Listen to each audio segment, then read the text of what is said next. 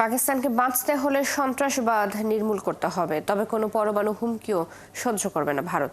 সোমবার জাতির উদ্দেশ্যে দেয়া ভাষণে একথা বলেছেন ভারতের প্রধানমন্ত্রী নরেন্দ্র মোদী। তিনি বলেন, সন্ত্রাসবাদীদের চোখ রাঙানি আর সহ্য করবে না ভারত। পাকিস্তানকে বাঁচতে হলে তাদের সন্ত্রাসের অবকাঠামো নির্মূল করতে হবে, কারণ সন্ত্রাস ও আলোচনা একসাথে চলতে পারে না। পানি ও রক্ত একই সাথে বইতে পারে না। মোদী আরো বলেন, তাদের সেনারা সবসময় সতর্ক। নিউ নর্মাল তৈরি করেছে সেনারা। ভবিষ্যতে প্রয়োজন হলে আবারও জবাব দেওয়া হবে। প্রত্যেকটি যুদ্ধের ময়দানে নয়াদিল্লি পাকিস্তানকে পর্যদুস্ত করেছে বলেও দাবি করেন মোদী। তিনি দাবি করেন, অপারেশন সিঁদুরে ভারত শ্রেষ্ঠত্ব প্রমাণ করেছে। মেড ইন ইন্ডিয়া হাতিয়ার তার শ্রেষ্ঠত্ব প্রমাণ করেছে।